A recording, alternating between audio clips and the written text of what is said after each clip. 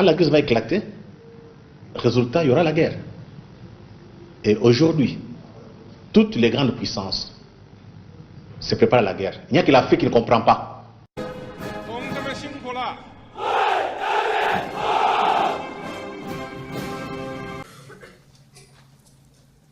Comme on m'a demandé d'être bref, 20 minutes. Mais que je crois qu'il y a quand même des choses importantes à dire aussi, je vais demander un peu d'indulgence. Je vous en prie. Faites donc. Là, je crois que l'important pour chacun de nous, j'insiste, chacun de nous, c'est de comprendre quelle place l'Afrique joue dans le grand échiquier mondial. Quelle place cela joue dans la bataille pour la domination mondiale et pour la recolonisation du monde.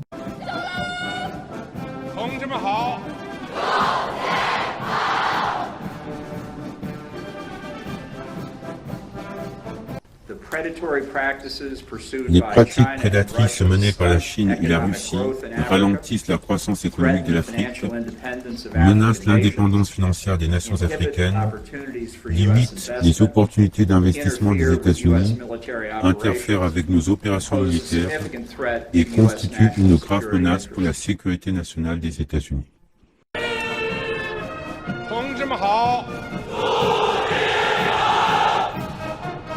Qui aura l'Afrique dominera le monde. C'est une vérité.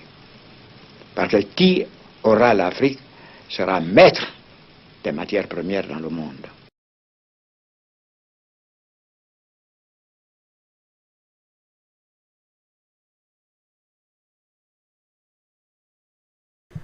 Bonjour tout le monde. Dans cette vidéo, nous allons parler de plusieurs choses, notamment ce que les Africains subissent actuellement en Chine, particulièrement dans la ville de Guangzhou. Mais nous élargirons la discussion à quelque chose de beaucoup plus important et significatif et dont on ne parle pas. Effectivement, au motif que des Nigérians, 5 Nigérians testés positifs au Covid-19 n'auraient pas respecté les règles de confinement, les autorités chinoises ont pris des mesures coercitives à l'endroit de la communauté africaine dans la ville de Guangzhou. Cela a donné lieu à une véritable persécution. Des Noirs ont été chassés de chez eux, de leur appartement, placés en quarantaine, qu'ils soient déclarés positifs ou non au Covid-19.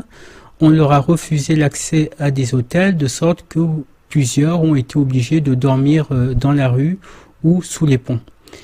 Cette situation a donné lieu à une vague d'indignation au sein des pays africains et à des réactions parfois même musclées. Ce fait d'actualité a l'avantage, si je peux dire, de mettre en évidence ce que les autorités chinoises pensent vraiment des Africains. Je m'étonne que des Africains soient tombés des nues en voyant ce qui se passait en Chine.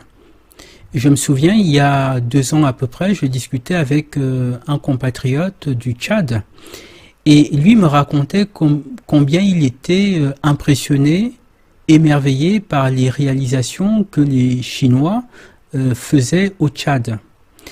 Et moi, je lui faisais remarquer que dans le monde où on vit, il n'y a rien de gratuit et que l'addition que les Africains vont payer sera extrêmement lourde. Parce que, comment imaginer qu'un pays qui persécute son propre peuple puisse avoir une quelconque affection pour les Africains? Je rappelle que le Darknet et le navigateur Tor ont à l'origine été créés pour permettre à des dissidents dans des dictatures de pouvoir s'exprimer sans être repérés par les autorités. Et notamment cela incluait les dissidents chinois.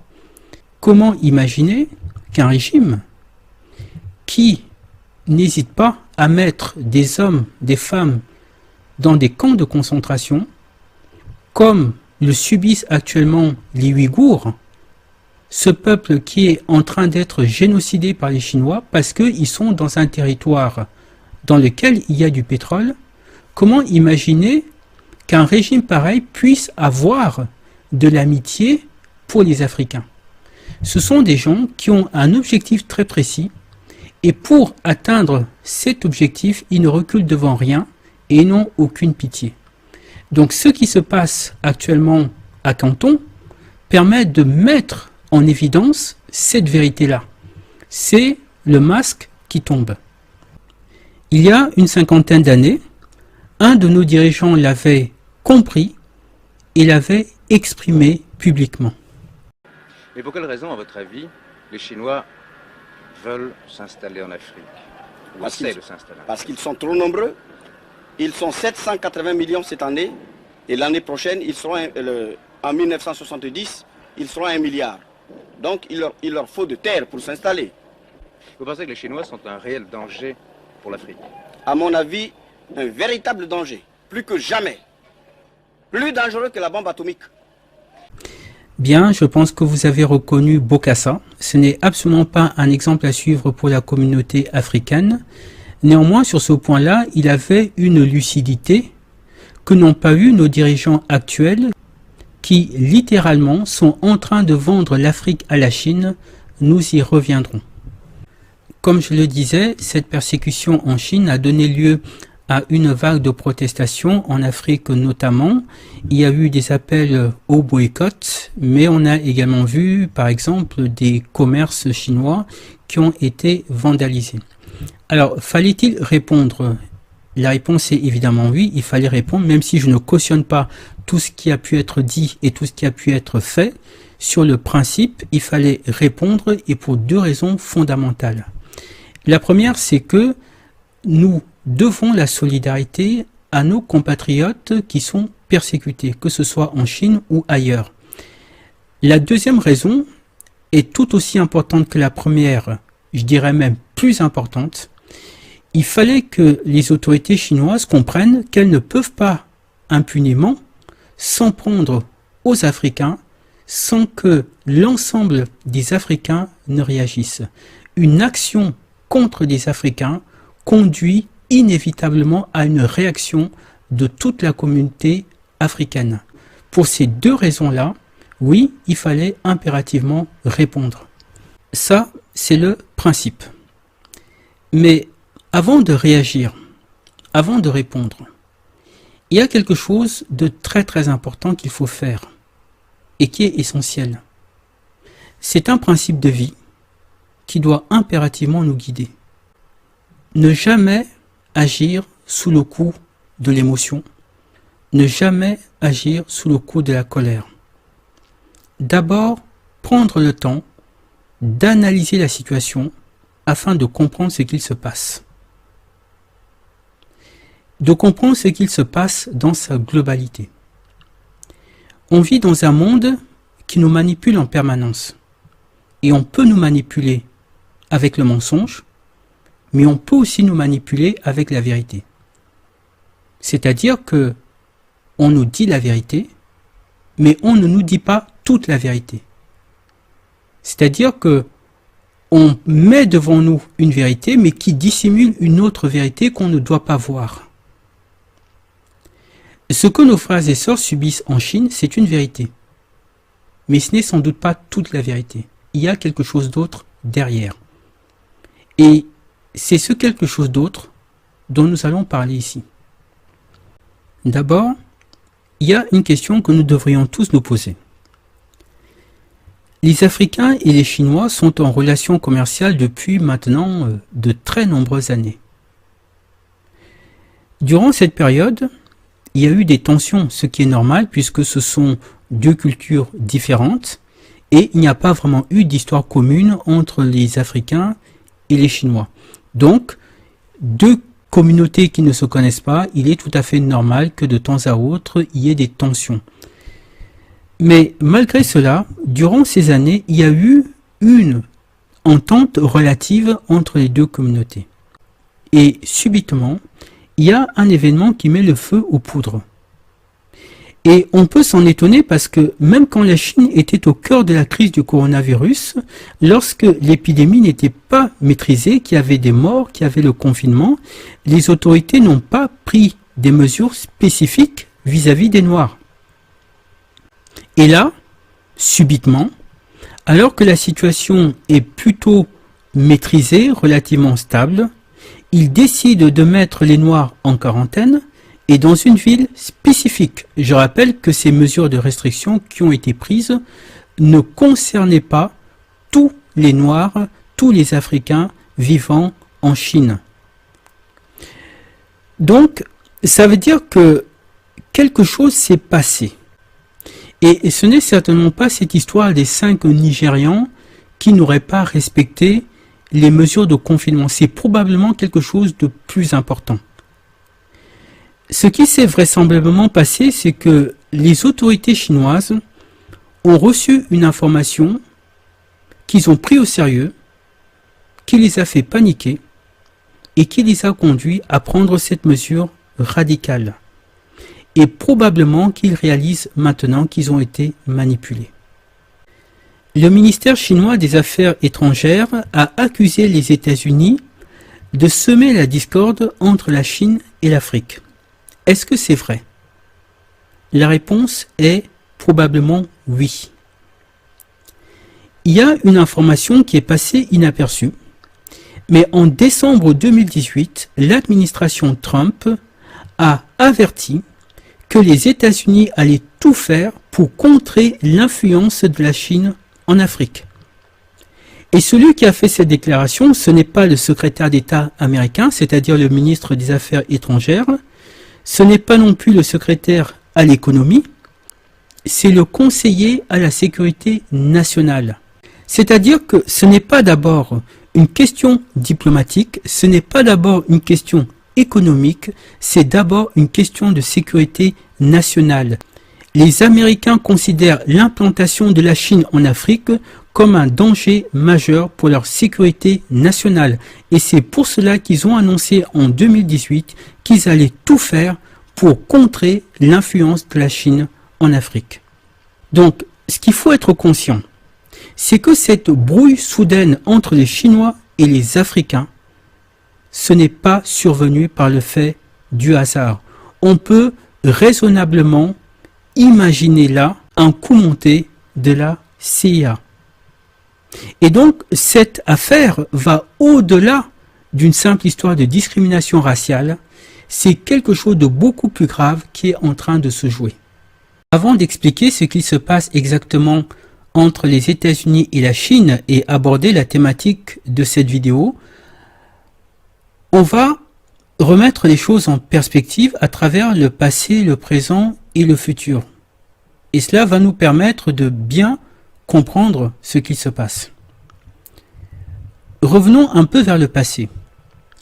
En 1884 et 1885, plusieurs nations occidentales ont organisé une conférence appelée la Conférence de Berlin afin de se partager l'Afrique.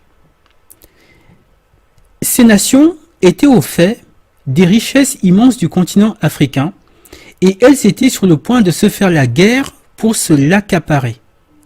Et c'est pour cela que, pour éviter un conflit armé, ils ont décidé d'organiser cette conférence afin de se répartir équitablement le continent noir. En termes juridiques, on appellerait ça une association de malfaiteurs. Et effectivement, grâce à ce vol, ces nations se sont enrichies. Et même si aujourd'hui des négationnistes, surtout de l'extrême droite, démentent que l'Afrique a enrichi l'Europe, nous avons la documentation et nous savons exactement ce qui, tous les ans, sortait d'Afrique pour remplir les caisses de ces pays. Dans la plupart des pays colonisés, les colons sont venus découvrir des richesses ou les mettre en valeur. Ces ressources ont toujours été exploitées pour l'essentiel par la main-d'œuvre indigène, au profit du pays colonisateur et dans le cadre de son économie propre. On oublie seulement une chose, c'est qu'une grande partie de l'argent qui est dans notre porte-monnaie vient précisément de l'exploitation depuis des siècles de l'Afrique. Pas uniquement, mais beaucoup viennent de l'exploitation de l'Afrique. Alors, il faut avoir un petit peu de bon sens, je ne dis pas de générosité, de bon sens, de justice, pour rendre aux Africains, je dirais, ce qu'on leur a pris, d'autant que C'est nécessaire si l'on veut éviter les pires convulsions ou difficultés avec les conséquences politiques que ça comporte dans le prochain avenir. Concernant le présent, la situation n'a pas changé sur le fond. L'Afrique continue à nourrir les puissances occidentales, mais de manière diversifiée. Certaines jouissant toujours massivement des richesses africaines, d'autres beaucoup moins, et au sein de l'Union européenne, des vérités commencent à être dites ouvertement. Relations franco-italiennes se tendent. Bonjour Natalia Mendoza, on vous retrouve en direct de Rome. Le vice-premier ministre Luigi Di Maio a été particulièrement virulent envers Paris. Il y a des dizaines de pays africains où la France imprime une monnaie, le franc des colonies. Et avec cette monnaie, elle finance la dette publique française. Si la France n'avait pas les colonies africaines, parce que c'est ainsi qu'il faut les appeler, elle serait la 15e puissance économique mondiale. Se l'Europa in questo momento vuole avere un po' di coraggio, deve avere la forza di affrontare il tema della decolonizzazione dell'Africa. Il fatto che la Francia è uno di quei paesi che stampando una moneta per 14 stati africani impedisce lo sviluppo di quegli stati africani e contribuisce alla partenza di profughi che poi muoiono nel Mediterraneo o arrivano sulle nostre coste. Finché non si risolve questo problema, noi chiederemo all'Europa di affrontare il tema della decolonizzazione dell'Africa, che non è mai finita. E per quanto la Francia sia uno Stato dell'Unione Europea... Dice, in pratica, bene o male, i nigerini che non hanno nulla, almeno con, diciamo, nel tentativo di organizzare questa migrazione, potevano guadagnare 2 soldi. Dall'altra parte noi abbiamo l'Europa e i nostri, diciamo, vicini, mi dia proprio un minuto, perché questo è un tema centrale, che ci vengono a fare la morale sul fatto che noi, non loro, noi dobbiamo essere accoglienti. Il primo è quello che ci fa la più grande morale di tutti, si chiama Emmanuel Macron, presidente di Francia. Insomma, dice anche lui, siete un po' vomitevoli, perché questi africani sono poveri, non hanno niente, portiamoli in Europa. Qual è il problema? Che questo racconto è falso. Il Niger è una terra ricchissima di uranio. Nel Niger c'è una multinazionale francese controllata per l'80% dallo Stato francese, che si chiama Orano, che estrae dal Niger il 30% dell'uranio che serve a far camminare le centrali nucleari francesi. Il 90% dei nigerini campa senza elettricità. Allora, la soluzione al nostro problema non è trasferire gli africani in Europa, è consentire agli africani di gestire le loro materie prime e non andarli a sfruttare, produrre nuovo colonialismo per poi mandarli in Italia. Per cui Emmanuel Macron a noi la morale non ce la deve fare. Finché ci saranno multinazionali francesi che continueranno a fare quel genere di sfruttamento, facendo tra l'altro in molti casi lavorare i bambini, lasciamo perdere, ma questo glielo do come spunto perché potrebbe essere un servizio molto affascinante. Finché ci saranno nazioni che continuano a applicare il neocolonialismo e che poi pretendono che chi scappa da quel neocolonialismo venga da noi, il problema non lo risolviamo no. Se invece, diciamo, immaginiamo che queste persone possano effettivamente non essere più depredate dal neocolonialismo francese, vedrà che l'Africa cresce e non avrà bisogno di essere trasferita in Europa. L'Europe est en train de comprendre petit à petit comment la France puise sa puissance, puise sa richesse en Afrique. De toutes les nations qui avaient participé à la conférence de Berlin, la France est celle qui a le plus conservé la part qui lui avait été échue. Mais ces dernières années, elle a perdu du terrain parce que d'autres pays sont allés à la conquête du marché africain, principalement la Chine. Et la France, aujourd'hui, a 2 objectifs. D'abord, conserver son précaré en Afrique. Deuxièmement, récupérer ce qu'elle a perdu. Ces 2 objectifs sont absolument vitaux pour la France. Jacques Chirac, comme nous l'avons vu tout à l'heure, a parlé du passé, comment l'Afrique a enrichi la France. François Mitterrand, lui, a parlé du futur. Le pétrole, le fer, le manganèse, l'or, le diamant, l'uranium sont déjà découverts dans le sous-sol africain et qu'après tout, l'investissement dans un pays fidèle parce que libre est un investissement rentable. Voilà ce que je voulais vous dire sur ce point. Bien, Monsieur le Ministre, je vous remercie. Je rappelle le titre de ce livre qui paraît chez Plomb, j'ai oublié de le dire, Présence française et abandon, par François Mitterrand. Pour préciser le contexte de cette déclaration, François Mitterrand répondait à ce mouvement négationniste qu'est le cartiérisme, qui consistait à dire que les colonies n'avaient pas enrichi la France, bien au contraire. Alors, ce livre que François Mitterrand présentait au cours de cette émission, le voici. Présence française et abandon par François Mitterrand. Globalement, dans ce livre, François Mitterrand parle de la perte des colonies françaises et il explique globalement ce que seront les conséquences pour la France de la perte ou plutôt de la dislocation de son empire. Dans un premier temps, il va abondamment parler de la défaite de Dien Bien Phu en 1954. Il va parler du Maghreb et à la fin, il va parler de l'Afrique noire.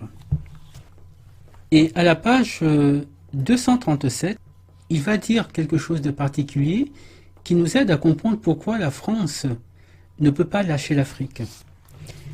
Alors, il nous dit ici, à partir d'ici, un pouvoir central fortement structuré à Paris, des États et territoires autonomes fédérés au sein d'une communauté égalitaire et fraternelle dont les frontières iront des plaines des Flandres aux forêts de l'Équateur, telle est la perspective qu'il nous appartient de préciser et de proposer. Et notez bien ce qu'il dit maintenant. Car sans l'Afrique, il n'y aura pas d'histoire de France au XXIe siècle. Car sans l'Afrique, il n'y aura pas d'histoire de France au XXIe siècle. Et ce n'est pas tellement loin la durée d'une génération. Donc, on voit ici que Jacques Chirac, comme François Mitterrand, deux des plus illustres chefs d'État de la Ve République, étaient conscients que si la France est ce qu'elle est aujourd'hui, si elle est la grande puissance qu'elle est aujourd'hui, c'est parce qu'elle a eu l'Afrique. Et Mitterrand affirme que si elle perd l'Afrique, elle ne sera plus rien au XXIe siècle. Elle ne sera plus qu'une nation insignifiante. Le problème qui se pose maintenant, c'est que ce principe qu'énonce François Mitterrand ne s'applique pas uniquement à la France. Toutes les nations qui veulent jouer un rôle dans le monde de demain doivent impérativement se positionner en Afrique et le faire dès maintenant. Et donc, nous abordons maintenant la question de l'avenir. Dans ce rapport de l'Assemblée nationale française daté du 15 octobre 2014 et rédigé par le rapporteur de la Commission des Affaires étrangères, va être dressé un bref inventaire des richesses du continent africain. Et nous apprenons notamment ceci. En page 10, l'état de la question.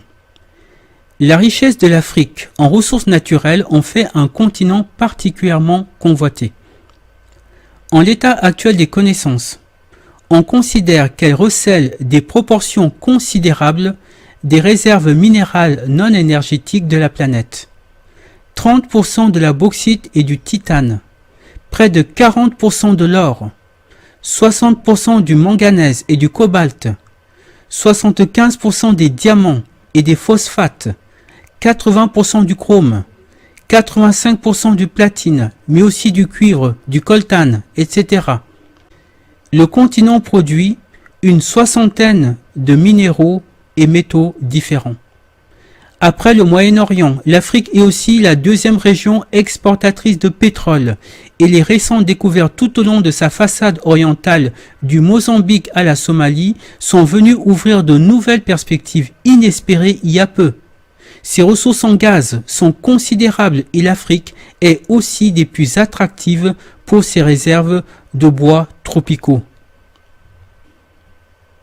En outre, comme le rappelait un récent rapport, l'Afrique dispose d'un potentiel agricole et hydroélectrique immense.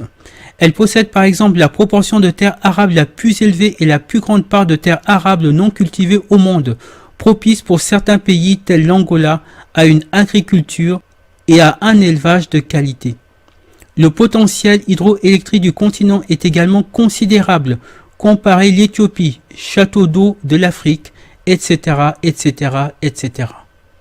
Donc là, ce rapport de l'Assemblée nationale montre que les richesses de l'Afrique sont absolument considérables et que ces richesses non seulement sont considérables mais sont extrêmement diversifiées. En réalité, aucun continent au monde n'enrichit plus que le continent africain.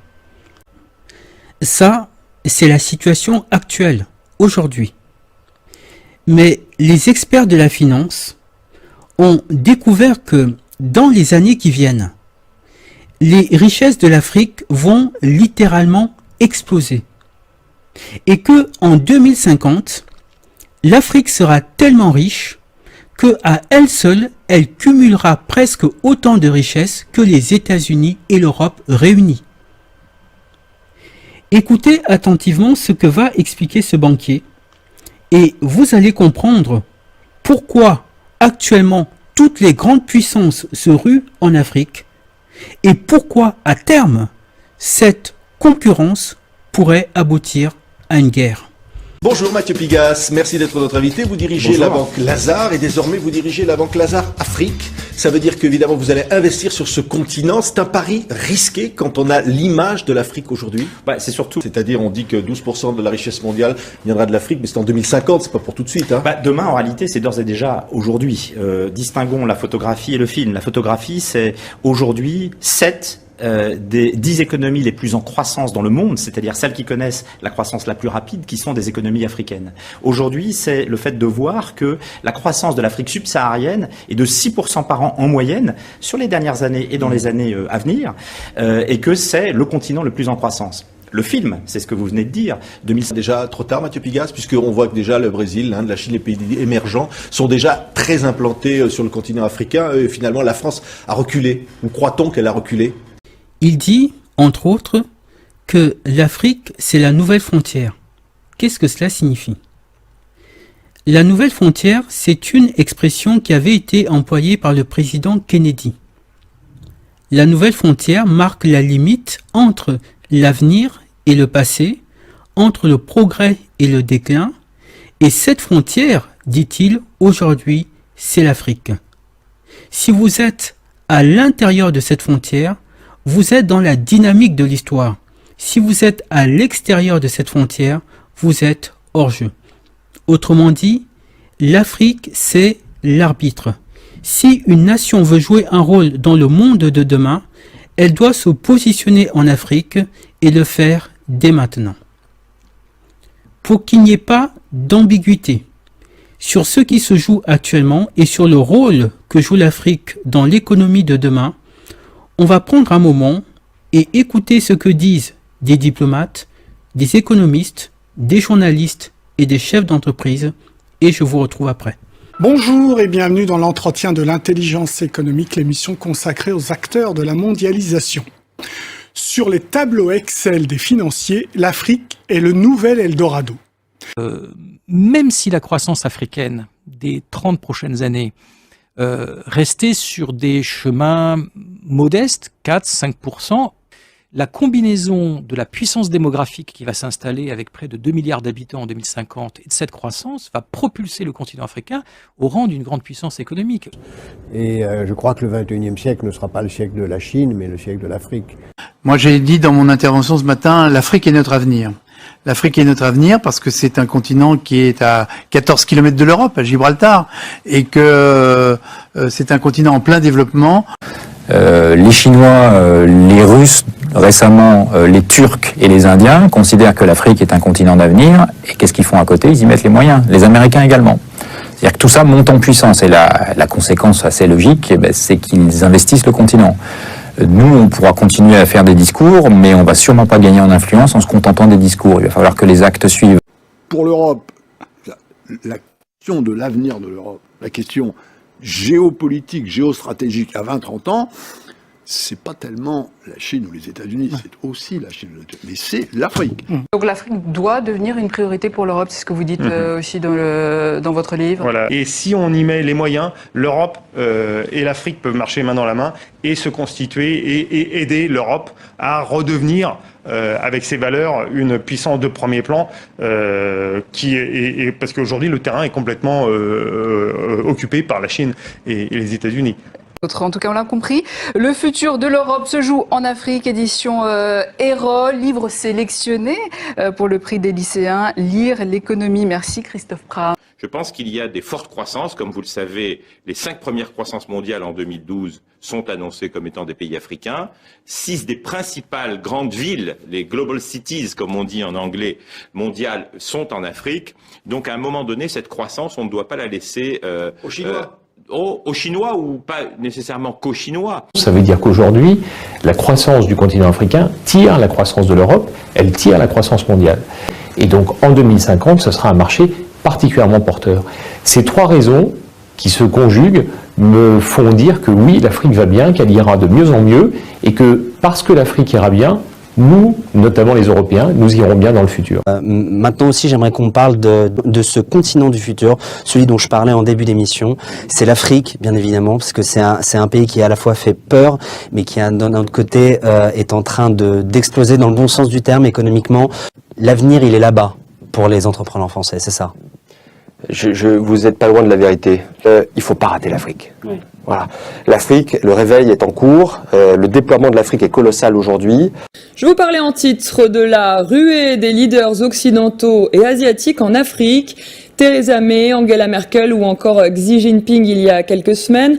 On assiste à la valse des dirigeants mondiaux sur le continent. Alors comment expliquer cette offensive diplomatique ?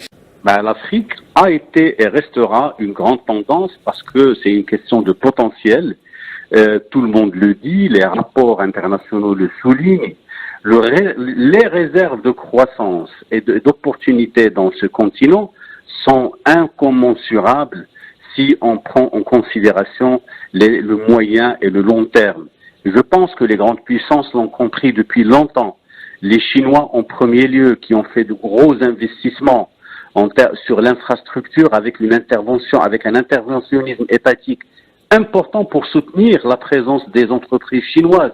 On a vu aussi le déploiement d'un certain nombre d'actions de la part des dirigeants européens, comme vous l'avez souligné, et qui fait qu'aujourd'hui, l'Afrique est plus que jamais la destination d'avenir pour la croissance mondiale.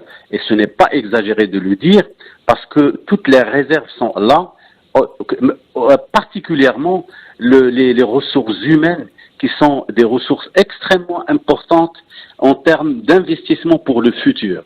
Si l'Europe, finalement, elle a laissé l'Afrique aux Chinois pour les matières premières, maintenant elle s'en est rendu compte un peu tard de ce qui se passait, si aujourd'hui elle ne fait rien concrètement pour changer peut-être Qu'est-ce qui se passe ? Et il y a aussi le sol et le sous-sol. L'Afrique, c'est la moitié des terres arables de la planète. La moitié des terres arables de la planète. Et le sous-sol, c'est 30% des richesses du sous-sol mondial qui est en Afrique, 40% des réserves d'or, 74%, j'ai fait une liste, je ne vais pas vous donner tout, 80% du chrome, 85% du platine, c'est considérable. Oui, c'est le nouvel Eldorado puisque l'investissement a été en 10 ans multiplié par 5 sur le continent africain. Alors on le sait, on parle souvent des Chinois, les Chinois s'intéressent à l'Afrique. Les Américains, vous avez vu qu'Obama cet été a fait un grand sommet, a invité tous les chefs d'État africains. Si on se dispute pour être le premier investisseur sur le continent, eh bien c'est bien que ce continent il présente un intérêt. Alors la prévision, c'est pas ma prévision, c'est la prévision des économistes. En 2050, l'Afrique, ça sera 12% de la richesse mondiale. L'Europe, notre continent, l'Europe, 7% de la richesse du monde. Ça veut dire quoi? Parce qu'en 2050, l'Afrique sera plus riche que l'Europe. Alors, ça veut dire que le 21e siècle sera non pas chinois, mais africain. Dans ce match-là, la France n'est pas en avance, mais rien n'est perdu. Est-ce que vous discernez ce qui se joue dans les soubassements de la diplomatie internationale? C'est une compétition qui est engagée et l'enjeu de cette compétition, c'est l'Afrique. Du fait du Covid-19, vous avez peut-être entendu que l'Europe allait débloquer une aide de 20 milliards d'euros pour l'Afrique et la France a appelé à l'annulation de la dette africaine. On ne peut comprendre ces gestes en apparence généreux que si on les place dans le contexte de rivalité géopolitique qui oppose actuellement les grandes puissances et les puissances émergentes sur le terrain africain. Quand la France demande la suppression de la dette africaine, ce n'est pas par générosité envers les Africains. C'est parce que la dette africaine est détenue à 40% par la Chine. Et dans cette compétition, la Chine est l'obstacle principal. Quand l'Italie attaque ouvertement la France sur sa politique africaine, comme nous l'avons vu tout à l'heure, ce n'est pas uniquement parce qu'elle est principalement concernée par la crise migratoire ou par souci de justice. C'est aussi parce qu'elle est elle-même engagée dans cette joute diplomatique pour acquérir des parts de marché en Afrique. Et ces nations n'hésitent plus à sortir du conformisme diplomatique habituel pour s'envoyer ouvertement des invectives sur la question africaine. L'Italie accuse la France d'appauvrir l'Afrique. La France tacle la Chine sur la question de la dette. Les États-Unis dénoncent les pratiques prédatrices de la Chine et de la Russie. Il faut donc comprendre que nous sommes à un tournant crucial de l'histoire. C'est l'avenir des nations qui se joue, et il se joue en Afrique. Que compte faire la France sur le plan diplomatique pour supplanter ses concurrents? Le Sénat français a publié un rapport qui édicte 70 mesures que la France doit prendre pour reconquérir l'Afrique. C'est un rapport de 500 pages, je l'ai lu en diagonale. Alors, le titre de ce rapport, c'est « L'Afrique est notre avenir ». Alors d'abord, je trouve un peu cocasse que le Sénat de la République française publie un rapport titré « L'Afrique est notre avenir ». Donc, comme je le disais, ce rapport met en évidence 70 mesures qui doivent être prises par la France pour supplanter ses concurrents sur le terrain africain. Il y a plusieurs mesures intéressantes, j'en ai relevé deux notamment. Par exemple, en page 392, on a l'intertitre « Tenir un autre discours sur l'Afrique ». Les sénateurs expliquent que le discours qui est tenu sur l'Afrique est souvent un discours misérabiliste qui ne correspond pas à la réalité d'aujourd'hui. Et qu'il faudrait maintenant changer ce discours et rappeler que ce n'est pas seulement l'Afrique qui a besoin de la France, c'est aussi la France qui a besoin de l'Afrique. Et que ça doit être maintenant dit. Il s'agit de quitter le vieux récit sur une Afrique du passé et de susciter, selon l'expression plusieurs fois évoquée, un besoin d'Afrique qui soit le pendant d'une demande de France. L'amélioration de l'image et de la connaissance de l'Afrique doit s'inscrire dans le long terme et s'appuyer sur une recherche universitaire de qualité sur l'Afrique. Pour faire face à ces défis, la diplomatie française, en premier lieu, doit pouvoir produire un nouveau discours sur la relation de la France à l'Afrique. Les enquêtes sur l'image de la France en Afrique sur la décennie montrent une dégradation sensible. Donc ils expliquent là que l'image de la France en Afrique est de plus en plus mauvaise, et c'est en partie à cause de la manière dont l'Afrique est souvent présentée dans la société française. Une mesure très significative apparaît en page 399 sous l'intertitre « S'émanciper du passé ». Les sénateurs expliquent qu'il y a en Afrique, y compris chez les jeunes, de la rancœur vis-à-vis de la France à cause de son passé esclavagiste et colonial, et que ça, c'est un handicap majeur pour la France. Effectivement, ils sont lucides. Mais l'Europe a un handicap extrêmement lourd, c'est celui du passé colonialiste, que ce soit pour l'Allemagne, pour l'Angleterre ou pour la France. Donc, qu'est-ce qu'ils disent? Ils disent ici, la relation franco-africaine reste lestée du poids d'un passé mal assumé. Le rejet dont la France est parfois l'objet, notamment dans les couches les plus jeunes de la population africaine, tire argument de sa responsabilité dans les pages les plus sombres de l'histoire de l'Afrique. L'esclavage qu'il a saigné de ses forces vives alors qu'elle constituait encore un continent sous-peuplé, la colonisation qui marqua son entrée traumatisante dans la modernité tout en l'enserrant dans ses frontières, dans des frontières qu'elle n'avait pas choisies. La décolonisation dont on néglige qu'elle fut en Afrique subsaharienne, émaillée de massacres aujourd'hui oubliés. Donc le Sénat reconnaît ici que la France a commis des crimes dans ses colonies, cite 3 exemples ici, avec 3 petits points, montrant que des massacres, il y en a quand même eu pas mal. Alors par exemple ici, le Cameroun en 1955, et de quoi s'agit-il? Il s'agit du massacre de Messa. C'est-à-dire qu'un colon français avait tué un jeune adolescent camerounais. C'était un crime gratuit, sans doute raciste. Et 3 jours plus tard, des centaines ou des milliers de citoyens camerounais, on ne sait pas trop, se sont rassemblés devant l'hôpital pour exiger qu'on leur rende le corps de cet adolescent. Mais les colons français ne voulaient pas rendre le corps. Donc, comme la foule refusait de se disperser, ils ont fait appel à l'armée française et l'armée française a tiré dans le tas. Et ça a été un véritable carnage. Il y a eu énormément de morts. Donc là, le Sénat dit, cette histoire est peu et mal connue dans la société française. Certains événements douloureux dans lesquels notre pays n'a pas eu de beau rôle font encore débat et ne sont pas entrés dans l'histoire officielle, si tant est que ce terme ait un sens. Effectivement, les massacres que la France a commis sur le sol africain, effectivement, ces massacres-là n'apparaissent pas dans les livres d'histoire français. Un peu plus loin, il cite d'autres exemples, par exemple le massacre de Thiaroye. Alors qu'est-ce que c'est? Le massacre de Thiaroye concerne ce qu'on appelait les tirailleurs sénégalais. Après la libération de la France a refusé de payer leur solde à ces tirailleurs qui étaient venus combattre pour la France. Et donc, ils ont décidé de manifester pour exiger que la France respecte ses engagements. Comment a réagi la France? Elle les a tout simplement fusillés. Ils ont tous été fusillés pour que ça serve d'exemple aux autres tirailleurs. Voilà la gratitude. Des gens qui étaient venus d'Afrique pour libérer la France les tue parce qu'ils demandaient juste qu'on leur paye ce qu'on leur avait promis. Voilà le véritable visage de ce pays qu'on appelle la France, et évidemment ces récits ne se trouvent pas dans les livres d'histoire.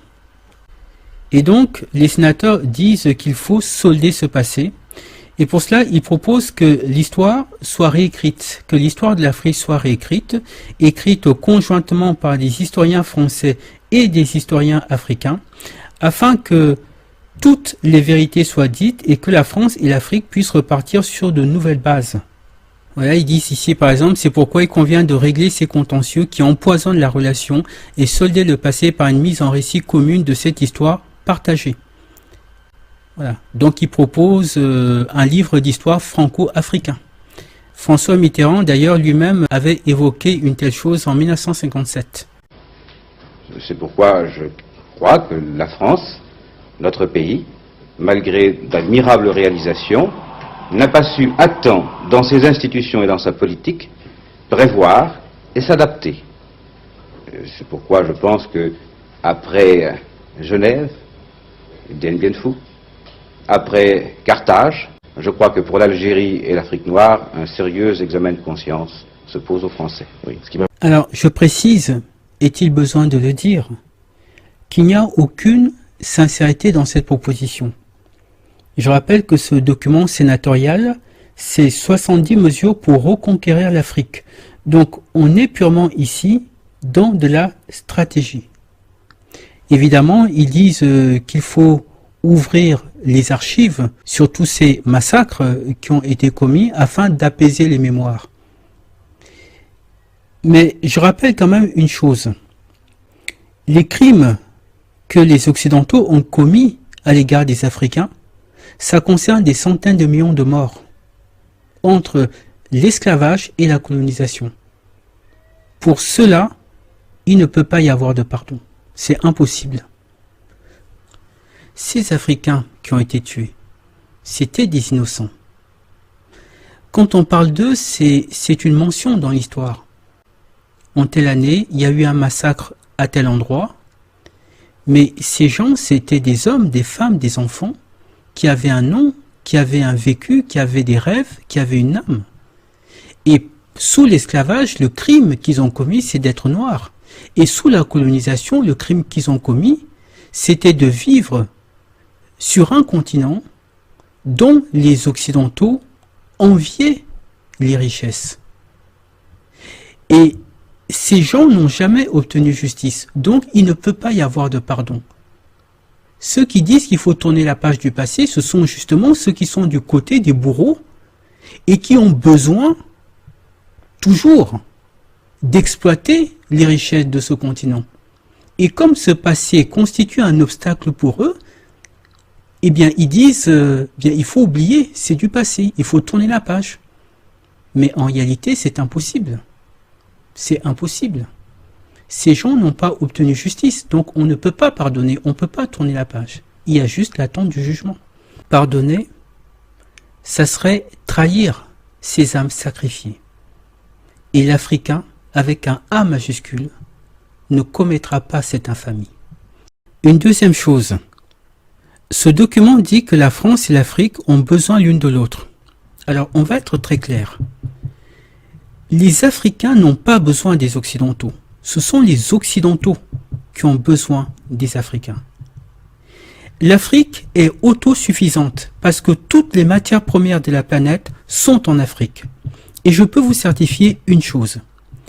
Si l'Afrique décidait de fermer la porte aux Occidentaux, à tous les Occidentaux, et d'exploiter elle-même ses ressources et de faire du commerce uniquement entre nations africaines, je peux vous certifier qu'en moins de 20 ans, il n'y aurait plus de pauvreté en Afrique. En moins de 20 ans, l'Afrique redeviendrait le continent en or qu'il était avant l'esclavage. Les Africains sont pauvres parce que les richesses de l'Afrique ont toujours été exploitées par les Occidentaux et pour les Occidentaux. Donc, s'ils décidaient de fermer la porte à ces Occidentaux et d'exploiter eux-mêmes leurs richesses, l'histoire de l'Afrique changerait du tout au tout.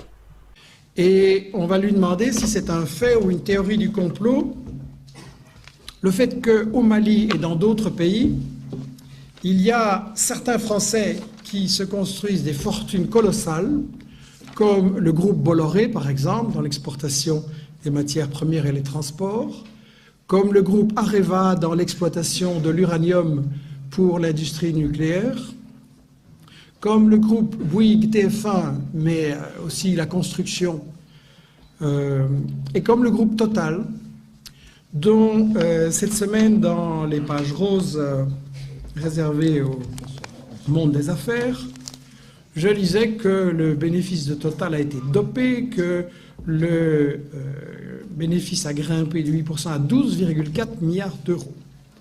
Avec 12,4 milliards d'euros, vous comblez sans problème le trou de la sécurité sociale, les retraites, etc. Donc, 12,4 milliards de bénéfices pour Total, et 40% de ce bénéfice se réalise en Afrique. Et là, c'est intéressant de comprendre comment il y a des gens si pauvres et des gens si riches en Afrique ou autour de l'Afrique. Et là, c'est le moment de rappeler ce que disait Mitterrand en 1988 pour expliquer sa politique envers l'Afrique. Chaque franc, disait-il, investi au sud rapporte 8 francs au nord. Il faut se rendre à l'évidence, ce sont les pauvres qui financent les riches. Un autre grand comploteur, c'est le célèbre groupe capitaliste d'audit des entreprises et d'analyse des situations économiques, McKinsey. McKinsey déclarant récemment même si le continent africain reste confronté à d'importants problèmes de développement, comme c'est gentil cet euphémisme, le taux du retour sur investissement en Afrique est tout de même le plus élevé au monde. Ça veut dire qu'il y a des gens qui construisent l'essentiel de leur fortune en Afrique et ils gagnent plus en Afrique que n'importe où ailleurs, pendant que les Africains crèvent de faim. Le président Hollande s'inscrit dans la même ligne. Je cite, « La France maintiendra ses engagements vis-à-vis de ce continent plein de promesses. Toutes les puissances du monde y sont et essayent de développer leur influence. C'est un continent où la démocratie progresse. » Ah bon? Parce qu'on avait remarqué dans le soutien aux dictateurs du Tchad, du Gabon, dans le coup d'État en Côte d'Ivoire où la France a bombardé le palais présidentiel et en Afrique et au Congo aussi, justement, où la France soutient des milices pour empêcher le Congo d'exercer sa souveraineté. Mais bon, Hollande continue. C'est surtout ça qui l'intéresse. Un continent où l'énergie et l'environnement sont autant de sujets majeurs. En 2050, 80% des francophones seront africains, 700 millions de femmes et d'hommes. Chacun comprend ici l'enjeu. Et donc, j'aimerais bien que la France, qui aide si généreusement le Mali, le Niger et d'autres depuis des dizaines d'années, nous explique comment ça se fait qu'il y a des fortunes colossales chez Bolloré, chez Bouygues, chez Total et dans tous les grands groupes français sur le dos des Africains pendant que les Africains continuent à crever de faim. Je rappelle que sous le colonialisme, il y a eu 205 à ce jour dirigeants africains assassinés par les colonialistes. 205. D'un côté, la France et les États-Unis sont engagés dans une guerre contre la Chine pour empêcher que la Chine trouve des partenaires en Afrique, mais ils sont aussi engagés dans une guerre contre les Africains, et puis ils sont engagés dans une guerre entre eux-mêmes pour savoir qui va prendre la plus grosse part du gâteau. La guerre contre les Africains, il doit être dit clairement que tout ce qui se passe en Libye, au Mali, en Côte d'Ivoire, au Congo, au Cameroun et dans toute une série de pays où on nous présente chaque fois des conflits qui sont isolés mais qui sont en réalité les différents éléments de la même guerre pour l'Afrique, c'est une guerre contre les Africains, c'est une guerre contre l'indépendance de l'Afrique. Je referme la parenthèse. Mais ces documents, celui du Sénat et celui de l'Assemblée nationale que nous avons vu tout à l'heure, montrent que le Parlement français est conscient que c'est l'avenir qui est en train de se jouer. Si la France perd l'Afrique, comme le disait François Mitterrand, elle n'aura pas d'histoire au XXIe siècle. C'est une puissance déclinante, c'est une société vieillissante, et si elle continue à perdre l'Afrique au détriment de la Chine et des autres, elle va tout naturellement, progressivement disparaître. Donc, la compétition se fait sur le plan diplomatique et économique, mais elle commence et de plus en plus à se faire également sur le plan militaire. Toutes ces nations établissent des bases militaires en Afrique sous de faux prétextes et il n'y a jamais eu un tel déploiement d'armées étrangères sur le sol africain depuis la fin de la Seconde Guerre mondiale. Que se passe-t-il ?